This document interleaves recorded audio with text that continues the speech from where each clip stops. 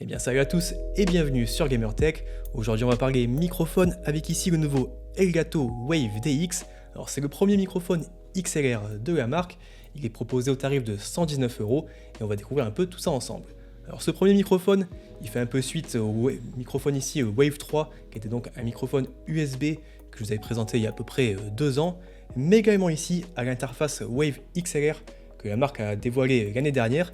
Et justement, il y avait ici une interface XLR, mais il n'y avait pas encore forcément donc, de microphone XLR chez la marque. Donc maintenant, la boucle, on peut dire qu'elle est un petit peu bouclée, et on va découvrir tout ça ensemble dans cette vidéo. Alors, puisque j'avais pas forcément eu l'occasion de vous présenter justement ici l'interface Wave XLR, et non plus ici un des nouveaux bras proposés par Elgato, à savoir ici le Wave Arm LP, ben, je vais vous présenter également ça aux côtés ici de ce microphone Elgato Wave DX, et je ferai aussi également le point sur le logiciel Elgato Wave Link, qui est vraiment une des forces un peu de cet écosystème proposé par Elgato. Alors si ces différents produits ils vous intéressent, je vous rajoute évidemment les liens en description si vous souhaitez un peu soutenir la chaîne. Et puis c'est parti, on va découvrir tout ça ensemble.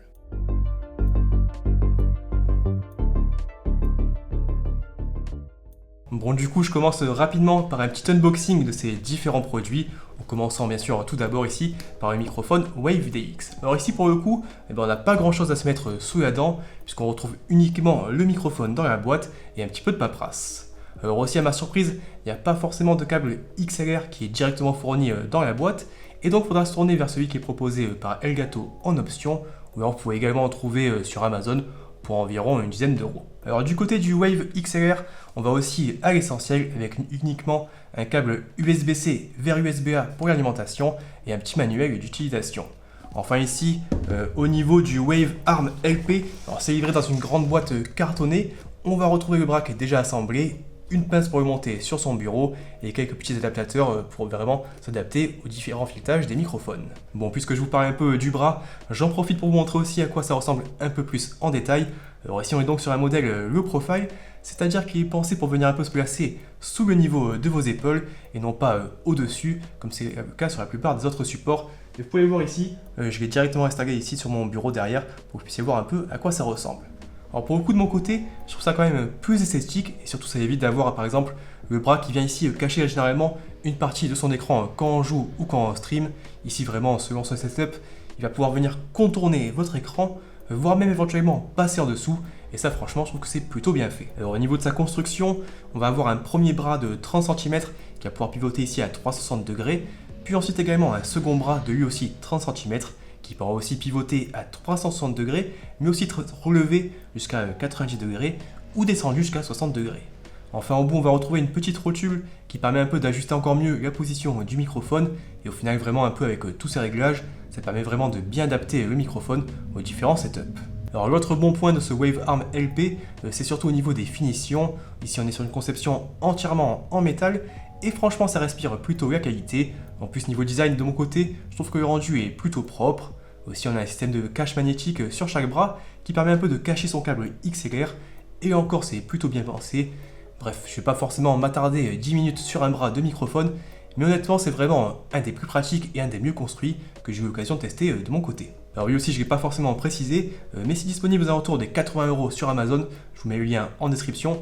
Du coup c'est pas forcément trop cher par rapport à la concurrence, et moi de mon côté je pense qu'il va rester ici bien installé sur mon bureau. Allez, j'en viens donc maintenant ici à l'interface Wave XLR, qu'on va ensuite bien sûr utiliser avec ce nouveau microphone Wave DX.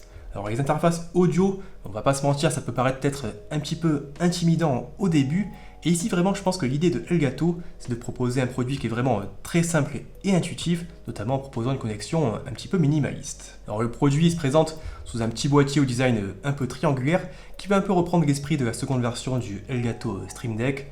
Sur la partie avant, on va retrouver une grosse molette encerclée d'environ 25 diodes, qui va pouvoir vraiment vous permettre d'avoir un retour visuel sur vos différents volumes. Alors par défaut, quand on va tourner ici cette molette, ça va permettre d'ajuster le gain du microphone, mais si on appuie une fois dessus, on pourra contrôler le volume du casque qui va être branché à l'interface, et enfin si on reclique une deuxième fois dessus, on va pouvoir gérer un peu le mix entre son audio et le monitoring du microphone. Alors on a aussi sur le côté des petites LED et des petites icônes qui vont nous indiquer justement sur quel réglage on se trouve, afin d'éviter bien sûr de se tromper. Alors ensuite, si on maintient un peu appuyé le bouton de la molette pendant quelques secondes, on va activer le mode d'alimentation fantôme 48 volts, qui peut être nécessaire pour certains microphones, notamment les modèles à condenseur.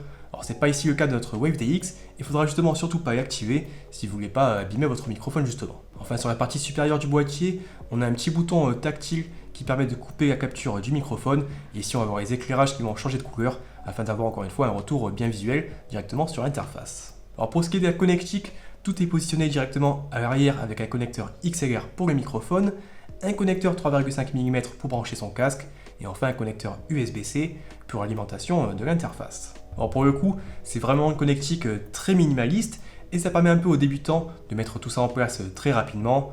En pratique, je pense que vraiment pour la majorité des streamers, ça sera suffisant, puisque généralement, on n'a pas forcément besoin de connecter plusieurs microphones, mais du coup, face à certaines concurrentes, il faut avouer que c'est quand même un petit peu moins polyvalent au niveau de la connectique. Alors à titre d'exemple, la Audient Evo 4, qui est disponible aux environs de 115 € sur Amazon, elle propose deux connecteurs XLR, une sortie pour brancher des enceintes de monitoring, ou encore une entrée pour venir par exemple brancher une guitare. Alors en plus cette connectique un peu plus fournie, on a aussi une grosse molette comme sur le Wave XLR pour gérer un peu le gain du microphone, le volume de son casque ou encore le monitoring. Et du coup sur le papier, ça semble quand même plus complet et plus intéressant ici que notre Wave XLR qui est en plus proposé aux alentours des 160 €. Par contre évidemment sur cette Evo 4 ou sur les autres interfaces, on n'aura pas forcément accès au logiciel WaveLink que je vais vous présenter justement tout de suite. Et ça c'est vraiment ce qui va faire la différence entre les produits de Elgato et la concurrence. Alors maintenant, ce que je souhaite vous présenter un peu, c'est ce logiciel WaveLink qui fait vraiment, comme je l'ai dit, la force un peu de l'écosystème de Elgato. Qu'est-ce que c'est le WaveLink? Je vous l'ai déjà présenté un peu rapidement lors de ma review du Elgato Wave 3. Et je vais ici un peu refaire un petit point pour vous expliquer comment ça fonctionne et vraiment les avantages que ça peut vous apporter quand vous êtes en train de faire du stream. Alors en gros, ce logiciel qui est disponible gratuitement et qui va fonctionner uniquement si vous avez un micro Elgato Wave 1 ou 2 ou si vous avez une interface Elgato Wave XLR. Alors vraiment, si vous branchez par exemple, je rappelle ici le Wave DX sur une autre interface, vous n'aurez pas forcément accès ici à ce logiciel. Donc en fait, le principe ici de ce logiciel, c'est de pouvoir créer différentes pistes virtuelles, un peu comme une table de mixage, sauf qu'ici, ça pourra être contrôlé directement depuis son PC.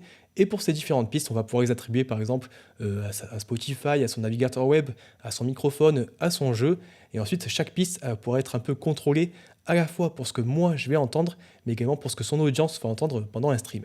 Ça veut dire en gros que si par exemple moi je suis en train de jouer et de streamer et que j'ai envie d'avoir ma musique dans les oreilles, je peux le faire, mais je peux aussi baisser le volume de la musique pour mes viewers ou carrément la couper par exemple.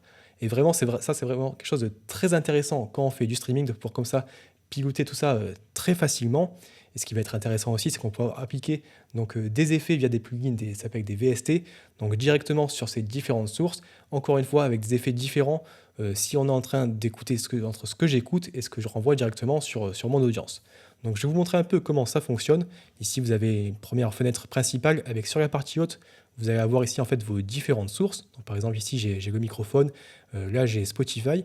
Et vous voyez pour chaque source en fait, pour chaque entrée, ici je vais pouvoir gérer le volume de monitoring et ici le volume de streaming. Donc ça c'est quelque chose qui est très intéressant. Si je veux carrément couper ici ma musique, j'appuie ici et ça va la couper. Donc je vous montre un peu un exemple. Ici par exemple je lance une musique sur Spotify. Donc vous voyez, là logiquement vous l'entendez, mais si je baisse ici, vous l'entendez vraiment très peu. Et si j'augmente ici, là vous allez beaucoup l'entendre. Alors que moi de mon côté, le volume n'a pas du tout changé au niveau de la musique. Alors comment ça fonctionne ça? Alors je vais couper ici. Comment on choisit un peu ces sources ici? On a un petit bouton ici, hop, paramètres, qui va offrir en fait une fenêtre de Windows. Et ici on va pouvoir directement sélectionner ces différentes sources. Donc par exemple, si je prends ici Spotify, vous voyez il y a différentes sources virtuelles qui sont créées. Et là je vais prendre WaveLink Music, donc c'est pour s'y retrouver un peu plus facilement. Ensuite on ferme, et là je peux bien sûr renommer mes différentes sources. Lui, je vais refaire déplacer ici. Donc là, au browser, par exemple, je peux marquer Chrome si je le souhaite. Ça, c'est pour s'y retrouver un peu plus facilement. Donc en haut, on a ces entrées. Et en bas, on a donc le monitoring. Donc ça, c'est vers quel périphérique on va récupérer le son en tant que monitoring. Donc ici, moi, j'ai ce casque qui est branché directement sur l'interface Wave XLR. Donc je peux choisir le volume. Donc là, je vais entendre, si j'appuie ici, je vais entendre. Donc je vais monitorer mon propre son, mais si j'appuie ici, je vais monitorer donc, le son de mon audience. Donc ça c'est vraiment intéressant, ça permet un peu de voir ce que son audience va entendre et d'éviter de faire un peu des erreurs lorsqu'on est en train de streamer. Et en fait, ici, on va voir qu'on a une sortie qui s'appelle sortie de streaming. Et cette sortie-là, c'est celle qu'on va intégrer directement dans son logiciel OBS. Et donc, on aura une seule entrée, en gros, à mettre dans ses paramètres audio et qui va reprendre, englober tout ce qui est proposé ici dans ce logiciel.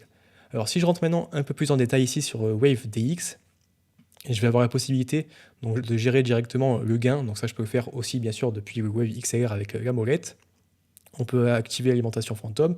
Je peux choisir au niveau du connecteur casque donc le volume de sortie, mais également le mixage. Ça, c'est des options qu'on peut aussi faire directement depuis la molette ici du Wave XLR. Ensuite, on a des filtres coupe-bas à 80-100 Hz ou désactivés. On a l'option clip guard qui permet d'éviter d'avoir le son qui va vraiment saturer. Si comme ça, je parle très très fort comme ça permet de garder un volume qui va toujours rester un peu constant et d'éviter un peu de griller les oreilles de votre audience. Et je peux choisir ici aussi les couleurs des différentes petites diodes qui sont sur le Wave XLR. Alors une autre option qui est intéressante ensuite, qui est directement accessible ici depuis ce logiciel, c'est la possibilité d'utiliser des plugins VST. Donc par exemple, on a ici le NVIDIA Broadcaster Noise Removal. Donc c'est ce qu'on peut utiliser directement si on a une carte graphique RTX. Donc ici, si je l'active, et je vais dans les paramètres comme ça, en fait, on va avoir la possibilité donc, de gérer une réduction de bruit. Ça se fait très facilement, vous voyez, il y a un peu une image qui est plutôt sympa, qui vous montre un peu comment ça se passe. Donc en gros, si je mets à 100%, ça va vraiment largement couper les bruits extérieurs. Je vous ferai une petite démonstration après. Donc si j'ai des voitures qui passent à côté, si j'ai un ventilateur, etc., vraiment ça coupe tout très bien. Également les touches d'un clavier, mais forcément ça peut éventuellement un petit peu dénaturer la voix si on met à 100%, mais on peut comme ça ajuster en fonction de ses propres besoins. On a également la possibilité de mettre d'autres plugins VST, par exemple des égaliseurs, des denoisers, etc. Si je prends ici celui qui est proposé par Elgato, alors ça c'est encore en bêta, je ne sais pas si ça sera disponible lors de la sortie, mais je peux comme ça un peu ajuster le rendu de ma voix. Donc si par exemple je force à fond dans les aigus, et là vous allez voir, alors là ils ne sont pas activés, mais si je ferme et que je l'active ici sur les deux, logiquement vous entendez forcément une petite modification au niveau de ma voix, ça ne doit pas être très agréable. Ah non, il n'était pas activé, vous voyez ici, mais si je l'active comme ça, vous voyez donc directement la différence au niveau de ma voix. Donc voilà, ça, je ne vais pas forcément rentrer dans tous les détails de ces différents VST, c'est surtout pour vous montrer un peu le principe ici de ce logiciel WaveLink qui fait encore une fois vraiment, je pense, la force un peu de cet écosystème audio de chez Elgato. Alors du côté du microphone, la marque a pour habitude de proposer des produits à l'aspect plutôt simple et minimaliste. Et ici, ce nouveau Elgato WaveDX ne va pas forcément déroger à la règle. Alors vraiment, pour ce premier microphone XLR, on va à l'essentiel avec un design qui pourra facilement s'intégrer dans la plupart des setups. Le microphone, il est uniquement proposé dans le son noir. Il affiche des dimensions de 146 x 53 x 53 mm pour un poids de 440 grammes. Et au final, le rendu, il est plutôt compact une fois monté sur un support ou une perche. Je vous montre un peu ici ce que ça donne par exemple par rapport au Elgato Wave 3. Alors, au niveau définition, le microphone est entièrement conçu en métal avec vraiment une grille perforée qui prend pratiquement toute sa surface. Vraiment, ça inspire plutôt confiance et dans l'idée, je pense que ça devrait quand même tenir dans le temps sans trop de problèmes.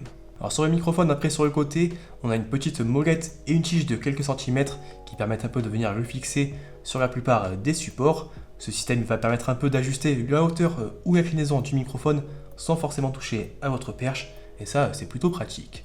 Alors dans l'idée ici, le microphone, il faut venir le placer entre 5 et 12 cm de sa bouche avec l'extrémité du micro qui va venir en face de votre bouche. Enfin, le connecteur XLR il est positionné sous le microphone. Il suffit ensuite de relier celui-ci à un port XLR de votre interface audio, donc dans notre cas la Wave XLR, mais évidemment vous pouvez utiliser WaveDX avec une autre interface, mais comme je l'ai dit, on n'aura pas forcément ensuite accès aux fonctionnalités du logiciel WaveLink. Maintenant, ce qu'on va faire, c'est qu'on va voir un peu ce que ça donne au niveau des performances, et puis on se retrouve après en fin de vidéo pour une petite conclusion sur tous ces produits. Allez, de retour donc ici avec ce microphone WaveDX. Alors le micro, vous l'avez déjà entendu plusieurs fois dans la vidéo, que ce soit au niveau de l'introduction ou encore quand je vous présentais le logiciel WaveLink. Mais là, je veux justement juste un peu pareil comme ça discuter pour que vous puissiez vous faire une meilleure idée de ses performances. Alors ici, j'ai le gain qui est fixé à 50 dB sur le logiciel WaveLink. Donc je suis comme ça entre 8 et 10 cm au niveau du microphone. Je vous montre un peu ce que ça donne si je claque un peu par exemple des doigts ici comme ça autour du microphone. Je précise que je n'ai pas de réduction active sur le microphone au niveau des plugins. Je vous montre un peu ce que ça donne si comme ça je bouge un peu le bras, si je décale un peu le microphone, s'il y a vraiment des bruits parasites ou pas. Si je commence par exemple à écrire maintenant sur un clavier, toujours sans réduction de bruit, alors je vais ouvrir le bloc-notes. Alors ici je suis sur des switches chez Realmix, non pardon, qu'est-ce que je dis, sur des switches Logitech GL tactile, donc des switches pas mal bruyants.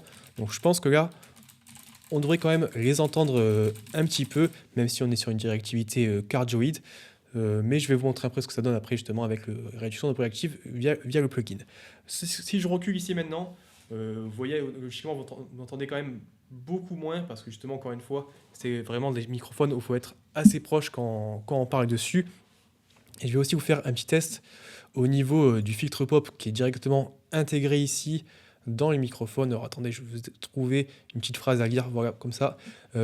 Peter Para se promena avec son parapluie dans le grand froid. Alors que le chasseur poursuivait les serpents en sifflant, il pénétra dans la caverne et se demanda « Que fais-je donc là ?» Il faudrait que j'aille enregistrer un texte du domaine public pour LibriVox, leur forum est tellement fun. Sur ce, il courut chercher son microphone, prit son chat Pénélope sur ses genoux et commença. Donc voilà, je pense que ça vous aidera encore une fois à vous faire un peu une meilleure idée des performances de ce microphone. Moi vraiment, je trouve qu'au niveau de la qualité globale, ça reste très bon, surtout pour le prix qui est proposé.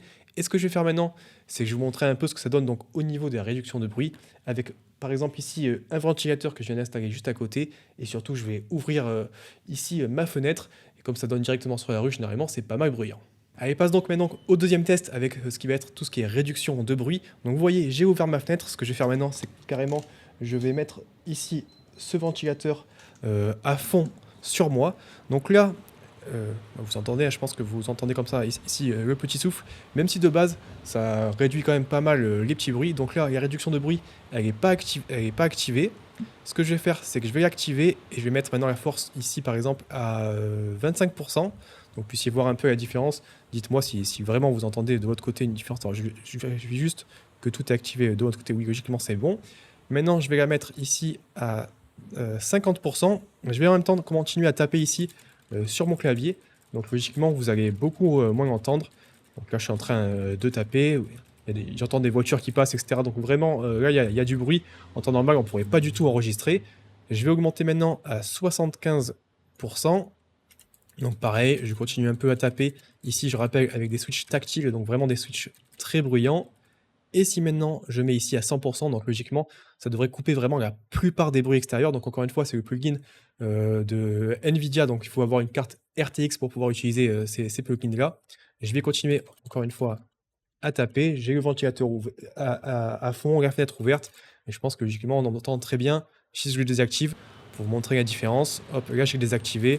Donc il y a des scooters qui passent et tout dans la rue. Et je recommence à taper. Donc, ouais, vraiment, il y a une énorme différence. Donc ça, c'est le plugin proposé par NVIDIA et Elgato. Ce que je vais faire maintenant, c'est que je vais utiliser celui proposé uniquement par Elgato. Alors c'est en version bêta. Alors ici, le plugin, il n'est pas encore activé, mais j'ai donc encore une fois le ventilateur et la fenêtre ouverte. Je me tais 2 petites secondes pour que vous puissiez voir un peu ce que ça fait lorsqu'il n'est pas activé. Et maintenant, donc, je vais l'activer donc, depuis le logiciel Wavelink. Donc encore une fois, c'est un VST qui est disponible gratuitement. Logiquement, on devrait moins entendre ici le ventilateur. Je vais voir un peu ce que ça donne au niveau ici du clavier. Donc encore une fois, je continue à parler et en même temps, je tape ici, toujours avec des switches mécaniques tactiles. Donc des switches qui sont particulièrement bruyants. Donc dites-moi un peu si vous voyez une différence ou pas. Je ne l'ai pas encore testé ce plugin pour être honnête. Donc je verrai un peu le résultat en même temps que vous. Et puis on se retrouve juste après pour faire une petite conclusion sur tout cet écosystème de Elgato et notamment ce microphone WaveDX. Allez, du coup, je pense que j'ai un peu fait le tour ici de ce microphone ici, WaveDX, mais surtout un peu de l'écosystème audio qui est maintenant proposé par la marque. J'espère un peu que ça vous permettra d'y voir un peu plus clair, notamment si vous cherchez par exemple à vous équiper pour améliorer la qualité de vos streams, que ce soit sur Twitch ou sur YouTube. Alors je rappelle que le microphone il est proposé au tarif de 119 € et que la marque devrait justement aussi proposer des packs qui vont contenir donc le micro, un câble XLR, l'interface ici Wave XLR et un bras ici comme j'ai pu vous présenter dans la vidéo. Du coup, si vous avez encore des questions, n'hésitez pas un peu à utiliser les commentaires.